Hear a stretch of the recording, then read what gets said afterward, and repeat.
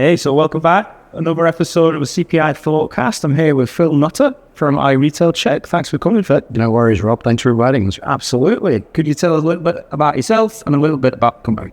Okay, a little bit about myself. Probably been in the loss prevention business for way too long. Around getting up on 30 years. Perhaps.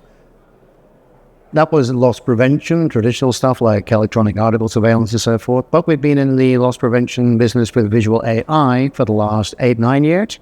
And now we specifically focus on loss prevention at the checkout line for principally grocers, supermarkets, hypermarkets. Main purpose of what we do is to eliminate shrink or loss generated by items that are left behind inside, underneath, or behind shopping carts, and also controlling shopping cart traffic, checkouts, post-checkouts, non-payment lanes, store entrances, and we're also now delving into self-checkout control for scan avoidance control. Interesting. Nice. So you guys are exhibiting here, right? Yes, we are. Where can people find you? Well, we partnered up this year with Dawa. They invited us onto their stand as one of our camera partners. We are in for 9D57. Nice. So getting a bit more deeper into iRetailCheck in terms of you touched on it a little bit in terms of the problems you solve, but how do you guys do things uniquely? How do you do things differently to others, and what's the main value? Okay, uniquely. The most unique aspect of the technology that we deliver is, as our CTO will tell us, the value of our engine that drives our AI. It's very particular. It's based on around 20 years of experience in fields as diverse as satellite imagery, aerospace, defense, agriculture, and healthcare, now being applied to retail. So we have a very broad base of experience in terms of data analysis, applying machine learning, and deep learning, and computer vision to problems that happen in store today. So what we have is a package that is not being developed in the short term. So it's not something that was turned up a couple of years ago. It's based on a very, very robust basis of experience that actually delivers visual AI solutions in a very broad field of endeavors. So we've taken that, we've applied it to grocery. What makes us very, very different in what we do with most of our solutions there is that they have become now practically plug and play, which is very, very difficult with visual AI. It's been a comment from a number of people at the fair at Eurosys now this year, where they've said, oh, isn't it great to see something that's simple to install, simple to use, simple to scale? And that's on the basis of the last 8 years of real retail experience with it and getting on close to 1 billion analysis that we've gone through with visual AI and shopping carts of all things. I never thought I'd enjoy shopping carts so much in my life, but there they are. Hey, they pay the mortgage. Nice. I love it. So in what sense is it plug and play? How do you guys make that simple? Okay, well, the algorithm now that we use for the principal things that we do at checkout, also at self-checkout area for controlling traffic, that is now at such a point where it doesn't need a learning process in store. So essentially that learning pack has already been put into place. The data has been put in place. As I say, we're around 1 billion in terms of analysis of cards we've done. And what that's enabled us to do at the beginning, for example, we'd have to do one AI profile for one specific type of card in one specific store. Yeah. That becomes unmanageable because there are hundreds of types of cards and every store is different.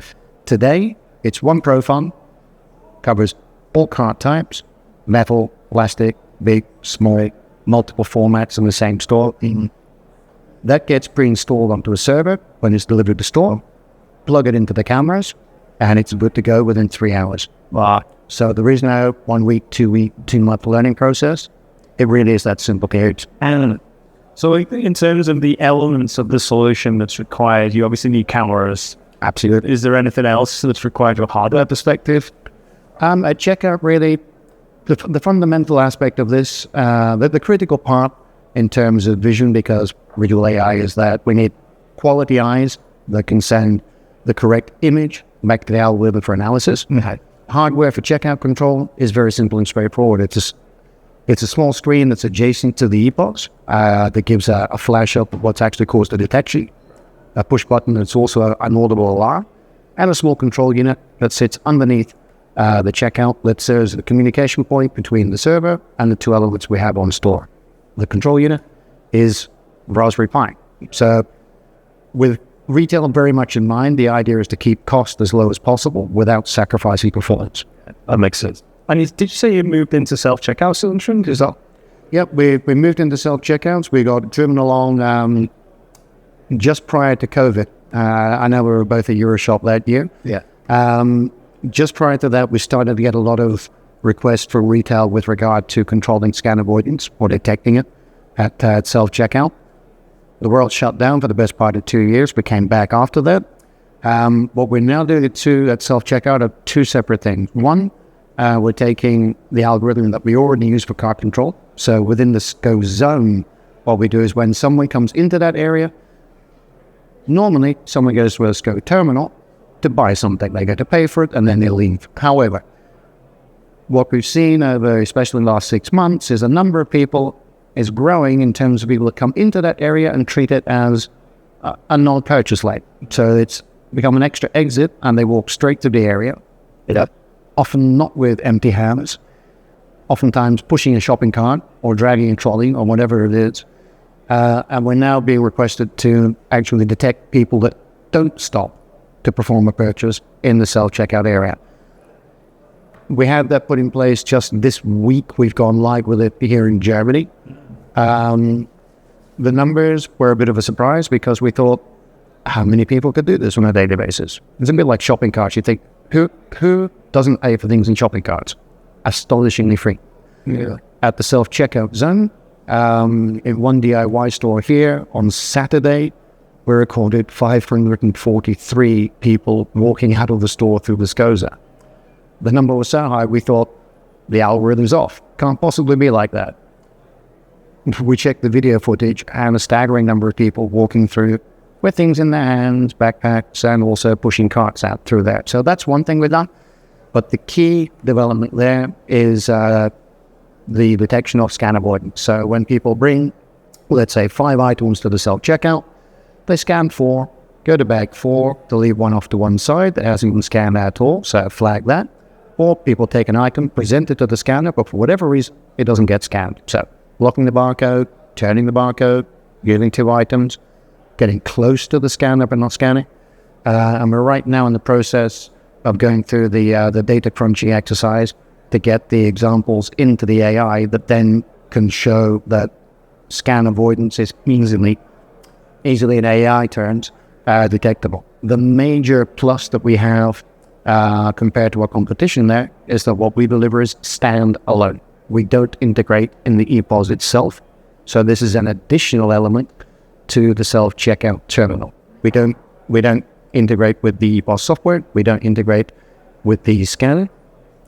So that means that effectively we can plug in next to an existing system and offer scan avoidance as a service on pre-existing legacy installations and also future. The client wants to integrate, we can do it. But so far, there's only one retailer that we've spoken to worldwide that really, really wants full-blown integration into everything on the system, largely because of cost, time, and also the ongoing cost of maintaining massive databases of tens of thousands of products. So we don't need to do that for scan avoidance. What we're about is object tracking. We see where objects go, so products that come to be purchased. When they're going through the process of self-checkout, if they scan that product, fine, no issue. Item isn't scanned for whatever reason, we raise a flag so the staff can then intervene to see if it's a genuine mistake, no problem, or if someone is deliberately trying to skew the system. But in either case, and either with carts nor at self-checkout, we don't accuse anybody of theft. What we're looking at is process. So we flag process failures, something that should be paid attention to, something that requires assistance, now often than not, and we take it from there. So, but if it's not connected to the POS system, how is the customer alerted that they've made a mistake, or how is the staff alerted that the customer's made it? Okay. When we receive, when the algorithm detects a failure of process, let's say, effectively, we generate an event. The client chooses how that gets communicated to customer or staff. And that can be, although we don't integrate in the EPOS itself, we can put a layer on screen that effectively can be a soft nudge. So, for example, please try scanning item again. Right. Or it can go directly to a staff member, either cell phone, alternative screen, a flash of light that's on top of the scope. Choose a method for notification. We send the signal to that. That triggers whichever electronic device is on the end of that, and that creates then a reaction from staff, or gives the customer the opportunity to rectify what they're doing at the checkout. Oh, right. Nice. Great solution. I like it. So you mentioned Germany, install in Germany. Where are you guys based, and what kind of regions do you serve? Is it mainly Europe? Is it US? Where are you guys? Okay, well, we're European born and bred. So our office is in Weinigem in Belgium. The company comes from its sister company, Profit Protection Services, which sits side by side. So on one side we do our integration, but wherever we don't do our own integration, so our home country is, say, the Benelux. Yeah. That was our home turf. We've grown specifically in the first stage in Europe. So really we go through the Netherlands, Belgium, Luxembourg, I consider our home territories. We're now expanding into France, Spain. Germany is proving to be a very fertile ground for us indeed. Mm-hmm. We have projects going also in Italy. Eastern Europe is coming up fast on the radar. So places like Romania, Bulgaria, Czech Republic is in that. Mm-hmm. So for the moment, our focus has been within Europe. That said, one of our objectives for this year is to extend it definitively into the Americas, so North America, Canada, USA, Canada, and South America. And so we already have leads that are going into that part of the world. It's not an easy place to get into, and doing business remotely can always be a little dicey. Yeah. But the truth of the matter is, whether it's 10 kilometers down the road or it's 1,000 kilometers down the road, the issues in terms of installation remain the same. Fortunately, over the last 8 years, we've learned how to do that remote process, guiding our integrators along the first steps when they do their first installations, and after that, they're good to go. Installation really is quite simple. If our integrator can do a CCTV installation, and basically we say it's like CCTV with brailers. As long as the camera has the right position in place, we're cabled back to a server back office, and it runs in place. Yeah, nice. So that obviously sounds like a simple process, but are there any challenges on certain projects, or what are the main challenges to install? The main challenge to solution or to installation? Both, answer. Okay, main challenge to solution would be from a loss prevention perspective, and let's say a focus from client perspective. Depending on the client you're talking to, their focus with regard to reducing shrink can take many forms. That can be products that are going out of date on the shelf. It can be hard theft in case of organized crime. It can be shoplifting in its multiple formats. The subject of shopping carts is something that is a bit of an enigma. When it was first brought to us, we'd already been in the loss prevention business for like 15 years. Nobody had ever said, shopping carts. I'm losing millions of euros a year in shopping carts. But there has been, I don't want to say willful ignorance, but there has been a little bit of shopping carts aren't that much of an issue. It's not flagged as a major point to be taken on board by a lot of emotions. It is a blind spot. And largely because no one really knows what happens there. Because people are looking at the cashier. I think Tesco said a few years back in the show, if every cashier took £1 coin from every shift, they go bust.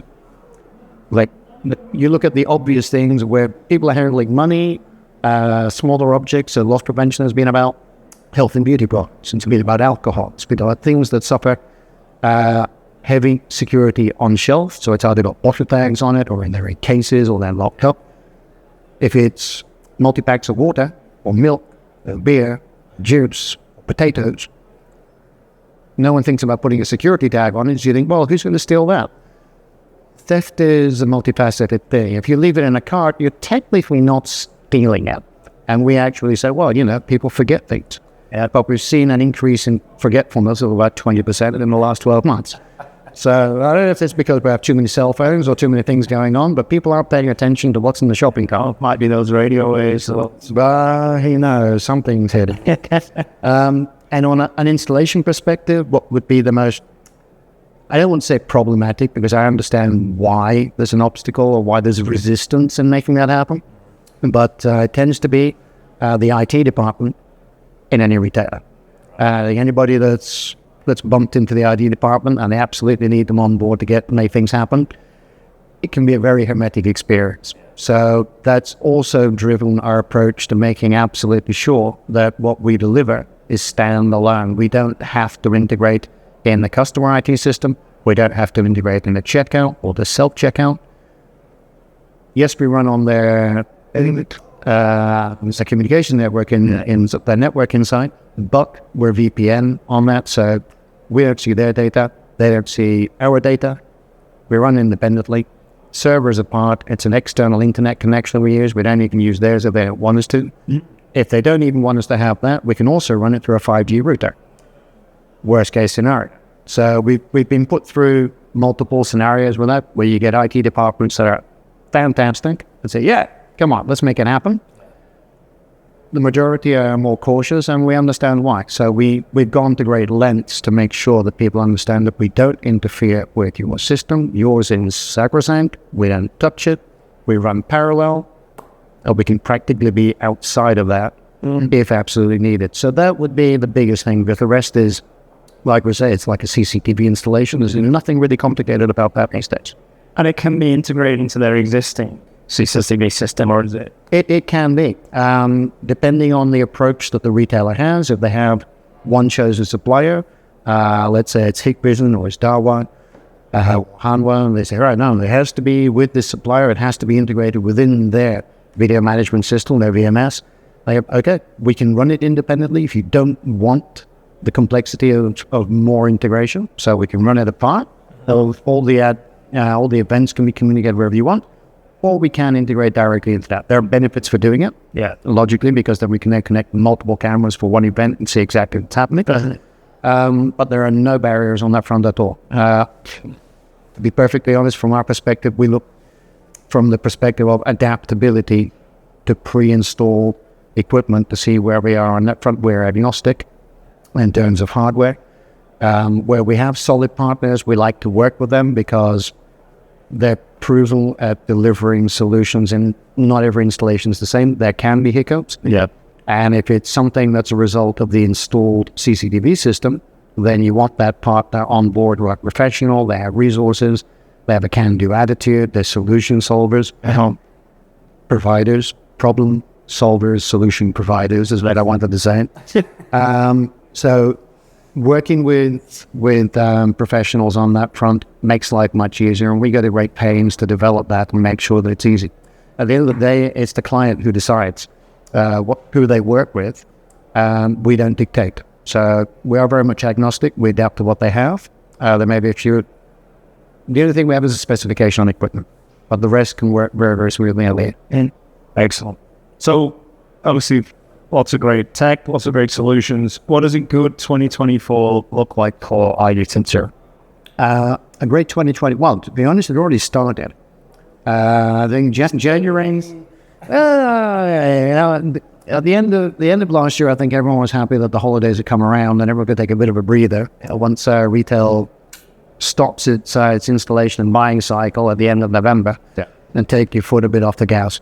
A good 2024, I think, will see the fruition of a number of majors that have been on the pot now for about between 12 and 6 months. They've been coming through. Because we're looking at a kind of solution that can have an impact chain-wide, it's not something that, no, I've got a problem with this in one store. It's everywhere. So large chains, as you'll be well aware, take a long time to take decisions quite often. So that decision-making cycle can be long. The purchasing cycle then comes in after that.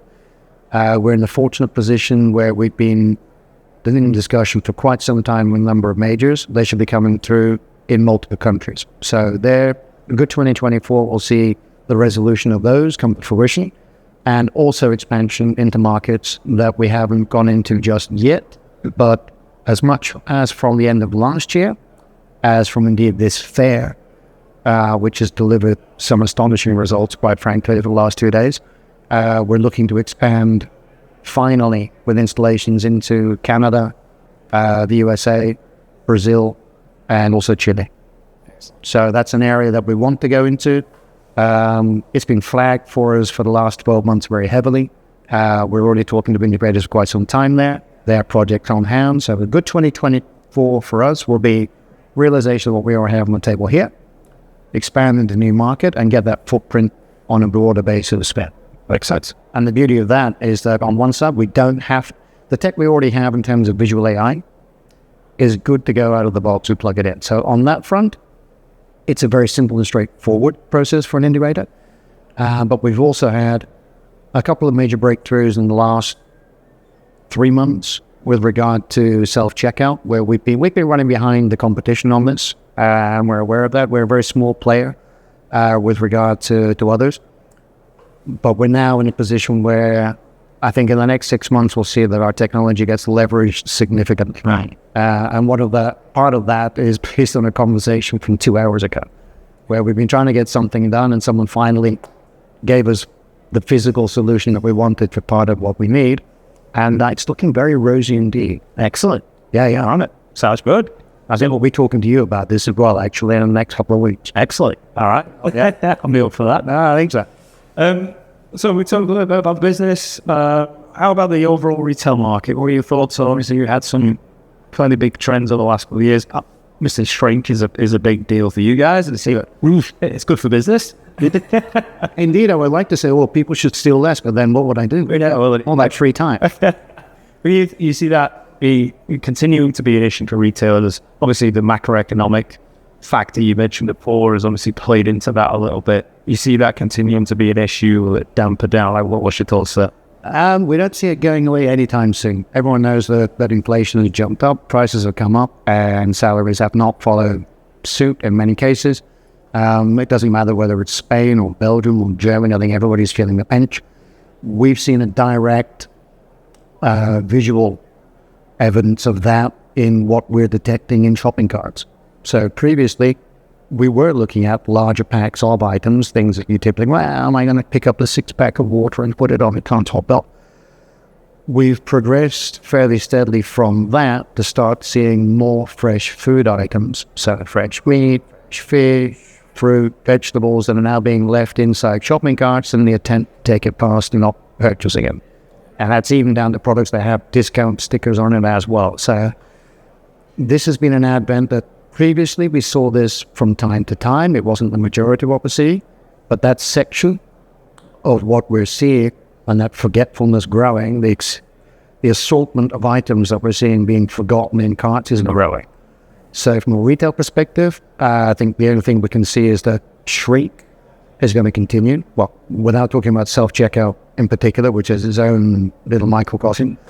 But shrink at the checkout, I don't see realistically that's going to get better anytime soon. In fact, today I was speaking with a major Spanish retailer who was saying, okay, we're looking at this. We know it's something that's on our radar. And the last comment that stuck with me was good. And we know that the problem is getting worse every day. Right. So if they're suffering it and the range that they have is not that broad, it's because we're now really hitting sections of the population that previously were not really too concerned about taking things for free. And it's going to be, so shrink is going to keep going. Sadly, I don't see, to be honest, prices coming down on that either, because if you leave something in shopping cart, you can't really be accused of theft. You haven't hidden it. It's a mistake. You forgot it. I thought the cashier saw it. Yeah. Let's call it soft theft. But whether it's soft or hard, it generates a loss for the retailer. So these things aren't going away anytime soon, I don't think.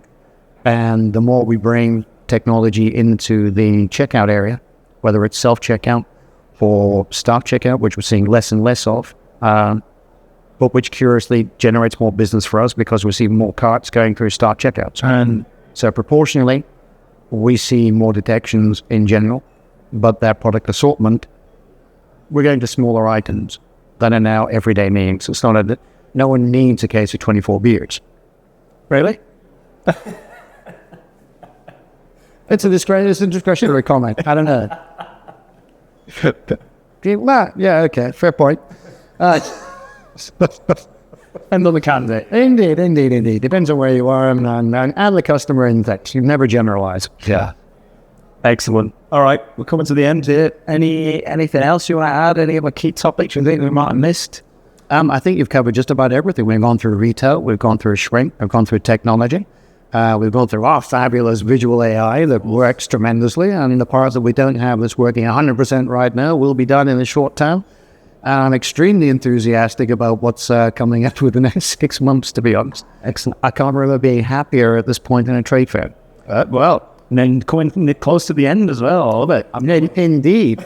We should be kind of like thinking, oh, it's time to go. We're really another day to go. Yeah. Did someone really book a meeting at 5 o'clock on Thursday? What's that about? But no, energy levels are good. You've covered everything. The only conversation I have to have with you is how we progress further on, because I do have a development, no kidding, that it's a bit of a game changer. We're very, very happy. Well, watch this space. We're not going to let these guys know about that. So, hey, Phil, great conversation. Thank you so much for joining us. It's a pleasure. Thanks for having us on board. Yeah, thanks, Ralph.